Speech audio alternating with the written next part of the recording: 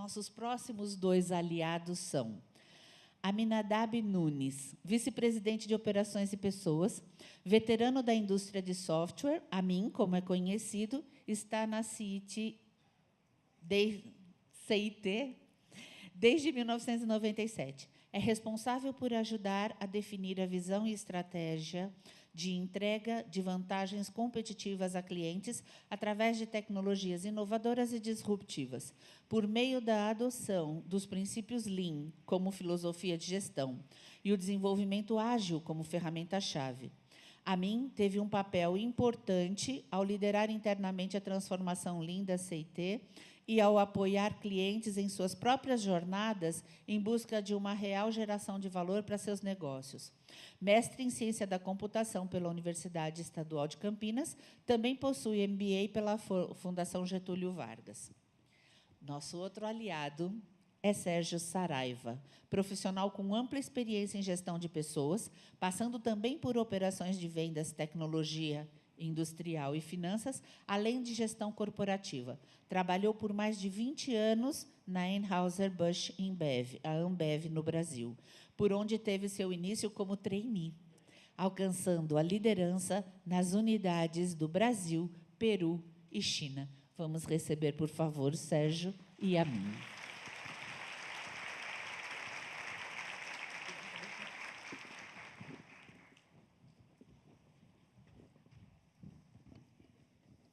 Obrigado, pessoal.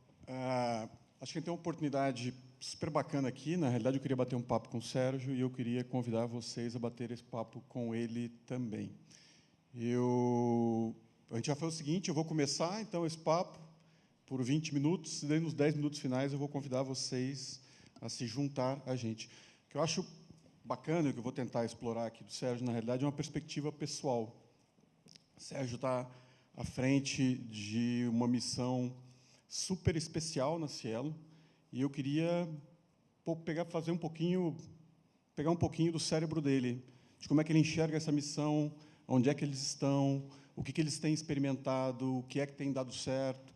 Então, vou tentar fazer aqui, e aí vocês me ajudem também, essa história de vamos baixar um pouquinho da visão para o concreto, como as coisas estão caminhando e etc. Essa é a ideia de a gente aprender, e eu acho que a gente aprender com alguém onde a história do protagonismo está dada, né? Essa é a posição, essa é a missão. Sérgio, uma honra, obrigadão por ter aceitado o convite de estar aqui. É excelente poder contar contigo aqui hoje, viu? Obrigado a mim, é um prazer. E, na realidade, eu estava conversando com a minha antes de entrar, falei assim, pode fazer qualquer pergunta dura, pergunta difícil. Se eu souber responder, eu vou responder, senão, humildemente, eu vou pedir uma ajuda aos estudantes que estão aqui, no bom sentido. No que eu respondi, que eu vou perguntar só aquilo que eu estou curioso de verdade. Eu vou começar, do nosso papo que a gente teve antes, né, trocando uma ideia, eu acho que você tem um background super diferente, para mim me pareceu, para um profissional que trabalha com pessoas, né? E eu fiquei com a sensação que ele mescla digital e pessoas há mais tempo. Então, talvez seja interessante as pessoas ouvirem um pouco desse seu background, antes da gente começar a falar especificamente dos desafios que vocês têm na Cielo e como é que vocês estão caminhando lá nesse momento. Tá bom. Na realidade, desde cedo eu gostava de tecnologia. Eu tenho 50 anos, então imagina quanto que cedo é, né? E com 17 anos eu comecei a fazer um curso de programação, fiz cursos de programação naquela época em COBOL, em Fortran e C. Fiz um curso depois de 2 anos fora em análise e desenho de sistemas e me formei em administração, especialização em finanças. Então eu entendi que tecnologia ia fazer parte da vida de todo mundo. Não imaginava que seria o que é hoje, mas com certeza sabia que ia impactar. Depois desse processo, nos 20 anos que eu trabalhei na Ambev, eu trabalhei em todas as áreas. A companhia acredita muito em rodízio de funções para gerar aprendizado. Então, trabalhei em finanças, trabalhei em fábrica, fui de remuneração e benefícios, fui gerente de gestão na Ásia-Pacífico. E, por um ano, eu fui responsável pela implantação do SAP da Ambev na América Latina inteira. Então, com isso, tecnologia já era, na minha cabeça, algo que me agradava. Se chegar, assim, é pessoal. Então, eu tenho, de fato, me engajado em tecnologia há muito tempo. E aí, quando surgiu a oportunidade de ir para a Cielo, a grande... tem 1 ano, e a grande atratividade... Eu estava investindo, acho que é um ponto importante. Eu tinha, após sair da Ambev, virei investidor, anjo, fundei 2 empresas, e todas essas empresas, naquela época, já me interessava ser empresas de tecnologia. Então, eu sou investidor anjo em 5 empresas de tecnologia e cofundei 2 cuja base é tecnologia.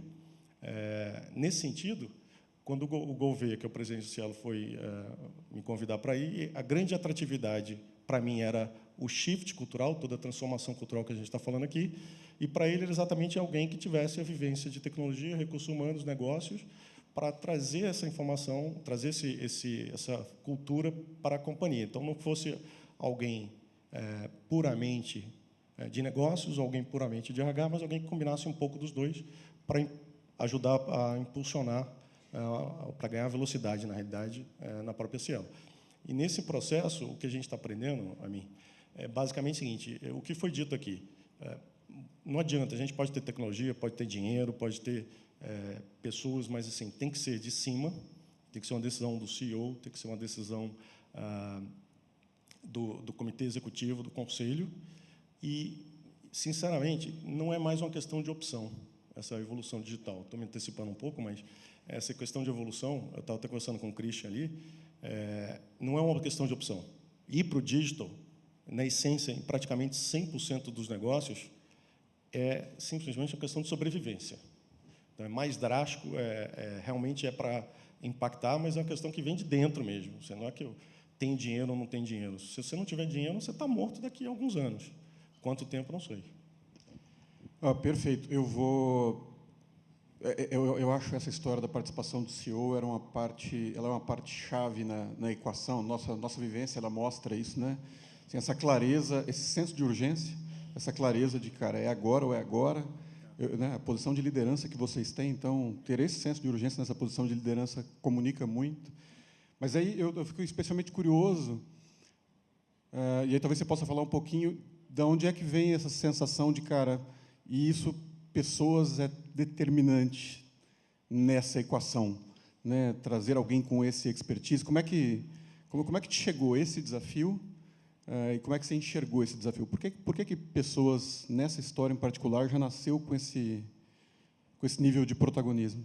Tá, então, fazer uma retrospectiva muito rápida do que é a Cielo. A Cielo é uma empresa que hoje tem valor de mercado de 65 bilhões de reais e tem 2.300 funcionários. Então, naquele ranking que estava sendo apresentado na primeira palestra, eu fiz as contas, dá 28 milhões de valor de mercado por funcionário. Quer dizer, é uma empresa bastante alavancada em poucas pessoas.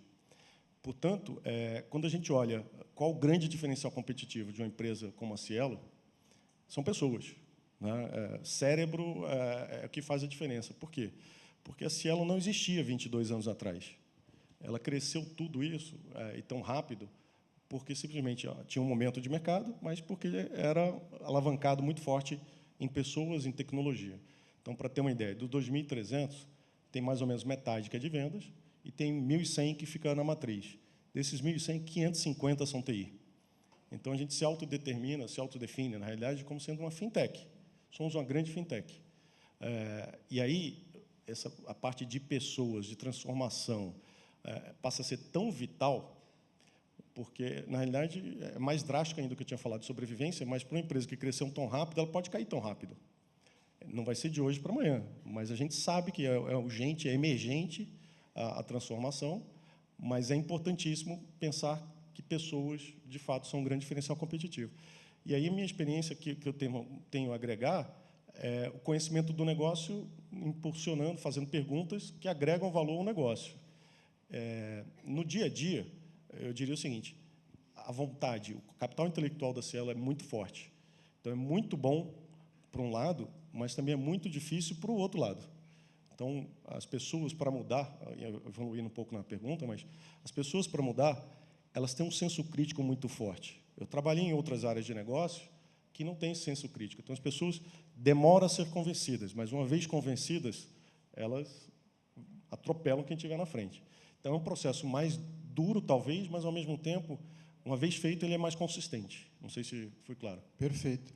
O ponto específico, como ele está falando aqui de ressignificação, Eu fico bastante curioso sobre como é que a sua visão sobre a situação ou posicionamento do RH da Cielo antes dessa agenda de transformação digital ficar tão concreta e tão forte. Ou seja, o que o antes e o depois, o que era esse posicionamento, como é que você caracterizaria esse posicionamento? Quais eram as prioridades da área de RH? Você já deu uma agora aqui, por exemplo, que eu falo, pô, será que isso existia antes? Um RH capaz de contribuir e com vontade e disposição de contribuir nas discussões de negócio. Você citou ainda há pouco. O que diferencia o que tinha antes no posicionamento do RH com essa visão do que você tem para o posicionamento futuro? Tá bom. Especificamente, na Cielo, o RH sempre foi uma área forte. A Cielo foi sempre ganhadora dos melhores prêmios das melhores pessoas para se trabalhar, sempre foi de destaque em grandes pesquisas, e, de fato, é muito sólido. Então, toda a parte de remuneração, de benefícios, de estrutura, de política de RH é bem estruturada. O que acontece é que, como todo mundo aqui, acho que sem distinção, até pela pesquisa que eu vi, tem um processo que a gente não está nem chamando de transformação, a gente está chamando de evolução, até para fazer um processo mais suave. Então, a palavra que a gente tem usado inteiramente não é transformação. E por quê? Porque transformação gera medo, gera insegurança para as pessoas. E, de fato, você não está transformando uma empresa que tem o tamanho e o resultado que tem, a Cielo. Então, a gente tem usado a parte de evolução, porque é natural do ser humano. Então, isso já faz parte um pouco da gestão de mudança. Mas, nesse processo, uma coisa relevante é o seguinte, como é que a gente pega o RH, que tem que ser protagonista, para fazer as coisas acontecerem? Então, muitas coisas, a gente começou a desmontar possíveis desculpas. Então, por exemplo, nós começamos squads ano passado, com um squad, terminamos o ano com 4. Esse ano, nós temos, em dezembro, teremos 37 squads. Squads foi o que foi explicado pelo Christian aqui, acho que... No desenvolvimento de software? No desenvolvimento, aí que está. No desenvolvimento de soluções de negócio para atender. Então, o que o Christian estava explicando aqui, os squads, o modelo que a gente usa, eles estão ligados ao negócio. Então, por exemplo, tem um dono de produto de atendimento. Esse dono de produto que tem um app de atendimento, ele tem um time de projetos, um squad, ligado a ele. A meta dele e a meta do squad, eles têm a mesma meta. Uma melhoria de atendimento de X%, satisfação de Y%. Eles compartilham a mesma meta. Então, eles são obrigados a trabalhar juntos, e o fator de medição de sucesso é a entrega do resultado final, não se eu seguir o método. O método é um meio para se entregar. A gente mede o resultado final, ou seja, mexer o ponteiro de atendimento ou não. E aí, nesse processo, é um processo que, quando você olha o RH protagonista, então, voltando ao ponto, por exemplo, não tinha espaço para montar squads. A gente foi no nosso time, a gente tem o sistema de home office, começou esse ano passado. Então, se tem home office, então, teoricamente, eu tenho 20% das pessoas a menos. Então, teoricamente, 1 em cada 5 lugares estão disponíveis. O que a gente fez foi, então, vamos usar o assento colaborativo, então, ninguém mais tem lugar marcado, e, a partir daí, sobra 20% da área. Logo, cabem 2 ou 3 squads. E foi isso que a gente fez. Então, fomos cortando um pouco dos possíveis barreiras. E o bacana foi o seguinte, por exemplo, nesse processo, quando você falou de liderança, eu pedi no meu time para fazer o assento colaborativo, que é uma coisa mais moderna em termos de gestão. Quando eu subi na diretoria, a gente tinha uma sala enorme para 6 pessoas. E aí eu conversei com o CEO, com o Gouveia, e falei assim, olha, você não está batendo. Assim, eu cobro uma coisa, eu estou fazendo outra. E, na mesma hora, a gente tomou a decisão, foi assim, fração de segundo, porque ele está, de fato, engajado, extremamente engajado. Nós mudamos para uma mesa de reunião. Nós deslocamos a mesa de reunião, a gente usa hoje uma mesa de reunião sem lugar marcado, sem gaveteiro, sem nada. A partir do momento que eu fiz isso, eu pude descer e falar com o meu time e falei assim, agora vamos lá que a diretoria também está fazendo. E não foi fácil na diretoria, porque primeiro senta, um estica para o lado, o laptop vai para um lado, empurra, um reclama. Então, faz parte do aprendizado. Hoje, quer dizer, 2, 3 dias depois, estava tranquilo. Mas é um aprendizado, acerta, erra. Eu acho perfeito. Eu acho sobre, na realidade, ter a mesma experiência, sobre experiência, no fim das contas, né? Ter a mesma experiência que o resto dos colaboradores tem e avaliar essa experiência que todo mundo está tendo de verdade, uma experiência sustentável, uma experiência bacana.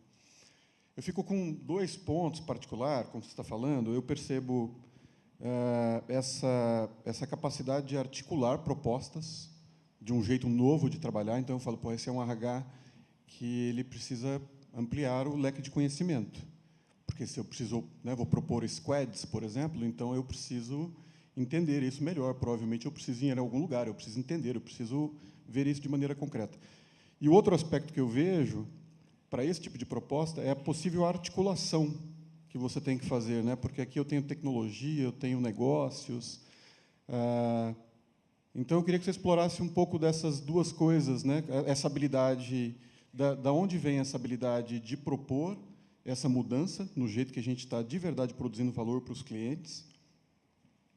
Para onde é que você acha que os RHs podem se inspirar para buscar essa habilidade de fazer esse tipo de proposta?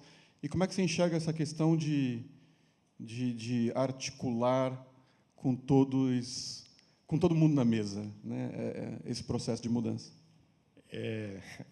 Perguntinha rápida, né? Vou tentar, se eu esquecer, você me... Mas, basicamente, é o seguinte, acho que tudo começa com um propósito. Então, primeiro, toda a diretoria executiva, inclusive, obviamente, o CEO e o conselho, entende que é uma questão de sobrevivência no médio e longo prazo, não é de hoje para amanhã, assim, é questão de 5 anos para frente.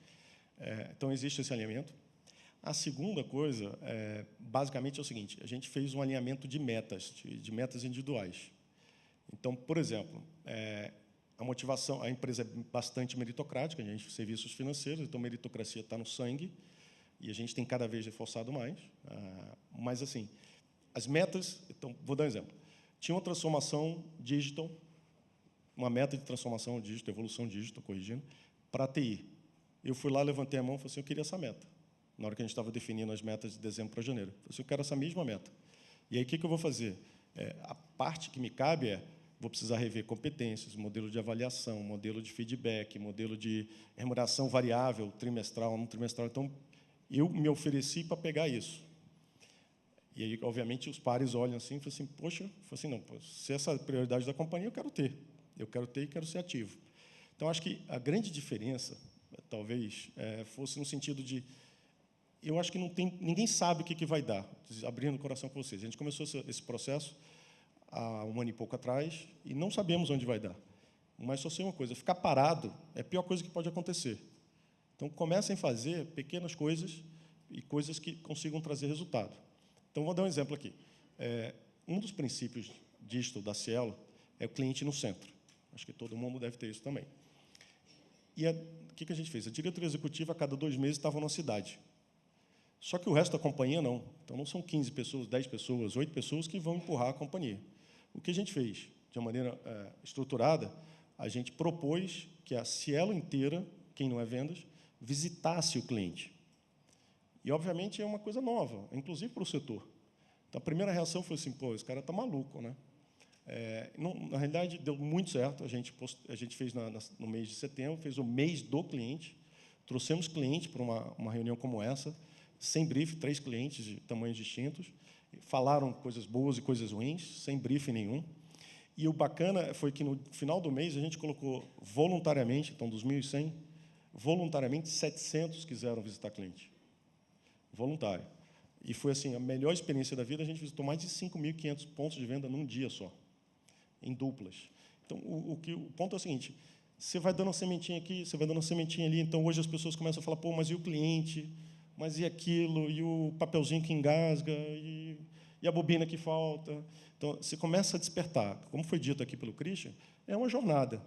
Mas a pior coisa que realmente pode fazer é tentar se preparar demais para depois começar. Então, começa a ter um planejamento macro, uma ideia macro, mas sabendo que ela vai mudar daqui a 6 meses. Mas começa. São pequenas gotas que vão, de fato, promover. Então, a gente fez uma outra coisa interessante, só compartilhando. Essa mudança não é só do RH, não é só da diretoria executiva. Então, a gente criou um grupo, isso também foi bem bacana, chamado de influencers. Então, voluntariamente, de novo, o modelo não é top-down, né? O modelo é voluntário. Então, a gente ofereceu, para quem quisesse ser influencer, a oportunidade de voluntariamente participar. O que é um influencer? Um influencer é uma pessoa que, além da rotina de trabalho, ela vai ser a pessoa que vai ajudar na evolução digital dentro da área. Então, nos treinamentos, na comunicação, nas ferramentas, etc. A surpresa foi o seguinte, dos 1.100 que ficam na matriz, 300 se candidataram voluntariamente. A gente só tinha 80 vagas. Então, a gente teve que fazer um processo seletivo no que a gente achou que que ia faltar gente. Então, esses influencers hoje, eles conversam com o presidente, tem um chat com o presidente, eles têm um treinamento diferenciado, eles recebem tudo em primeira mão, fazem visitas técnicas. Por quê? Porque eles são os pontas de lança no resto da companhia inteira. Então, se alguém tiver alguma dúvida, pergunta para o influencer, porque, normalmente, o cara, se não souber, ele vai achar a solução. E isso ajuda a disseminar, porque, de novo, mais um passozinho. Então, não esperem, acho que talvez o comentário é, nosso aprendizado até agora é, não existe uma bala de prata. Né? Existem muitas iniciativas que, juntas, vão dar certo daqui a 6 meses, 1 ano, 2 anos, mas tem que ter, é uma questão de crença. Eu vou agora incluir vocês, tem 5 minutos e meio, eu peço perdão por não ter cumprido a promessa de ter dado 10 minutos para vocês se incluírem na conversa, mas eu vou incluí-los agora na conversa, então, se alguém tiver perguntas para o Sérgio, caso contrário, eu estou com um caminhão delas aqui. Falei demais, né? Não.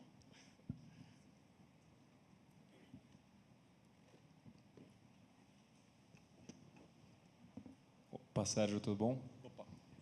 Eu queria saber qual que é a tua relação com a área de finanças da empresa, da área de resultados e tal, e quanto que você é responsável, inclusive, para influenciar o desenvolvimento do modelo de negócio em si, não só da organização para dentro.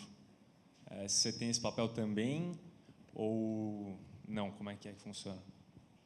A relação com a área de finanças é a relação de parceria. A gente tem bastante processos em comum e, ao mesmo tempo, de novo, aí por ter trabalhado em outras áreas, inclusive em finanças, eu tenho conhecimento de ferramentas que ajudam finanças. Então, voluntariamente, eu vou lá sugerir algumas coisas e vice-versa. Hoje eu diria que finanças é bastante parceira do nosso movimento digital lá e da cultura. Sobre modelo de negócio, eu acho que a gente influencia, sim. Então, por exemplo, no nosso setor, não é comum ter remuneração variável mensal para o time de vendas. E vendedor é vendedor em qualquer lugar. Né? Vendedor com meta onde ele só consegue ter um PPR no março do ano que vem, ele não consegue tangibilizar isso. Então, a gente propôs fazer um sistema de remuneração variável mensal, e aí foi protagonismo da nossa área junto com vendas. Vendas, obviamente, aceitou na hora, e a gente definiu o modelo, começou em outubro. Está indo muito bem, a gente tem tido um crescimento de novos clientes de uma forma expressiva. Eu acho o seguinte, e, ao mesmo tempo, com vendas existe uma relação muito próxima. Então, todos os treinamentos, toda a formação, todo o desenvolvimento. Eu diria que eu tenho na estrutura um business partner, que é o nível mais sênior, que é a pessoa que cuida da relação com vendas. São 17 escritórios de vendas. Então, essa pessoa, inclusive, não está aqui hoje porque está viajando, vive viajando. Então, a gente é bem protagonista, bem parceiro e é reconhecido por vendas. Né? Posso pensar em outra coisa também. Então, por exemplo, na nossa área, o pipeline de pessoas formadas, nosso setor é um setor muito técnico. Tem que saber muito de sistema financeiro para poder garantias, existe risco, o cliente está dando dinheiro dele, que se a gente não fizer o direito, sumiu, ele pode quebrar. Então, existe uma relação de confiança muito próxima e demora a formar. Então, a gente começou, nessa relação comercial, um programa que é basicamente o seguinte, jovens comerciais, que são estagiários dos últimos 2 anos de faculdade, que têm o compromisso de aprender a função em 6 meses. Se der certo, em 6 meses e um dia ele é contratado, se ele der errado, em 6 meses e um dia ele está fora. Então, a gente começou um piloto ano passado com 11, dos 11, 10 foram contratados, um não ficou até o final, e esse ano a gente está expandindo para mais 20 cidades. Então, a ideia é exatamente ser parceiro, então a gente está toda hora procurando trazer ideias e soluções para o negócio da área de vendas. Acho que a gente tem um aí. Temos aqui. Oi, meu nome é Fernanda, eu sou do SESC Senat. Nós estamos aqui, inclusive, com a alta direção da empresa e com boa parte das lideranças, e todo o RH do SESC Senat hoje está aqui presente. Foi dito, né, que não existe bala de prata, né, falando que existe um conjunto de iniciativas. E eu fiz o paralelo com uma imagem que a gente teve aí antes, apresentada, se não me engano, pelo Christian, que era aquele mamute e vários mosquitinhos em volta. Né? Como é que a gente dá uma coesão para esse conjunto de iniciativas que acaba realmente é o que se transforma, é o que transforma a empresa, né? Como é que a gente dá uma coesão para esse monte de mosquitinhos? Olha, excelente pergunta. A gente estava até conversando sobre isso. O que a gente está fazendo lá, gente, não é uma mudança, uma evolução digital por si própria. Então, como é que, se ela ficar na vontade, sem ter os pilares, ela cai. Porque daqui a 6 meses alguém muda de função, alguém sai da companhia, entra outra, ela morreu. E não pode ser assim. Então, o que a gente fez foi o seguinte, está na meta de todo mundo. Então, de que maneira? Existem cerca de 30 e poucos projetos priorizados para 2018. Esses projetos serão entregues no formato de squad.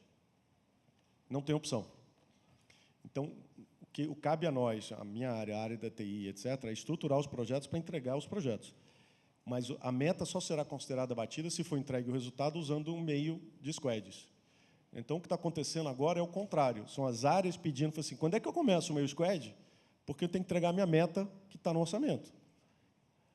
E aí a beleza do sistema é exatamente essa, porque as pessoas vão usar o meio, o squad, porque eles não têm alternativa. E essa foi uma decisão tomada, essa tem que ser uma decisão tomada top-down. Não pode ser, olha, faz do jeito que você quer. Se eu falar do jeito que você quer, ele vai fazer sempre do jeito que sempre fez. Um ou outro que vai fazer de forma diferente. Quando a companhia decidiu que a única forma de entregar é com squads, vai, de fato, agilizar. E eu acho que isso não é uma bala de prata, mas é uma balinha bem forte, né? É um pilar. Pessoal, a ideia era começar uma conversa, então a gente não quer competir com o almoço de vocês, que a gente sabe que a gente não tem argumentos para isso. Para encerrar, então, eu vou pedir só para você mencionar, sei lá, se tiver sobre primeiro passo, sabe? Acho que você deu algumas, mas se tiver alguma dica de primeiros passos, como é que eu saio do escritório e vou fazer o quê? Um bom lugar para começar. E outras duas, quem sabe tem gente aqui na audiência que consiga te ajudar, 2 coisas que você enxerga de desafio no próximo round e que estão nas suas agendas e que um papo seria interessante para você. Uma perguntinha sempre pequena. Não, basicamente, eu acho que, sim, se for começar, tem que ter o comprometimento das pessoas, dos líderes da alta direção. Como chegar nisso? Tem que ser um buy-in do CEO. O conselho tem que estar dentro. Então, só para ter uma noção, a Cielo, depois de 1 ano ter começado, a gente está começando um comitê de inovação, reportando ao conselho, em abril, onde tem 3 grandes presidentes de empresas de alta tecnologia do país. Por quê? Para exatamente provocar o próprio conselho. Mas, de qualquer forma, então, eu diria, o conselho comprado, o CEO tem que ser o CEO que, de fato, seja extremamente comprometido e bastante protagonista. Senão, não existe essa mudança. E, ao longo do caminho, a gente talvez tenha que tomar decisões duras, né? Então, eu vou procurar, tem que fazer visita de benchmark para abrir a cabeça, etc. Mas muito do que está acontecendo, todo mundo já tem acesso, não precisa ir para fora. Talvez um dia para refletir, 2 dias, algumas visitas, mas não precisa ser mais que isso. Não estou falando que vocês têm que ir para o Vale do Silício, até porque eu acredito que ir para o Vale do Silício, do jeito que está, já está virando um turismo do que muito mais o fato de engajar. Você vê, mas você volta e fala, e aí? E aí, eu faço o quê? Né? Então, tem que ser uma coisa bem estruturadinha, mas primeiro despertar. Mas começando, de novo, pelo conselho e pelo CEO. Não tem jeito. E aí, depois, tomar as decisões duras. Eu acho que é imprescindível ter um apoio externo. Sinceramente, não é porque você não é consultoria, mas acho que é imprescindível ter um apoio externo. Por quê? Porque esse movimento de transformação é tão rápido que você não pode se dar o luxo de aprender sozinho. Você tem que aprender o que alguém fez, ver se faz sentido, copia um pedaço de um pedaço do outro, e vamos tentar aqui, a gente segue, mas tem que sair de um patamar mais alto. Se começar de baixo, esse tempo é precioso demais para ser desenvolvido internamente. E aí, se fosse os próximos 2 passos que a gente tem um mega desafio. Eu falei que a gente tinha 4 squads ano passado e quer ter 37.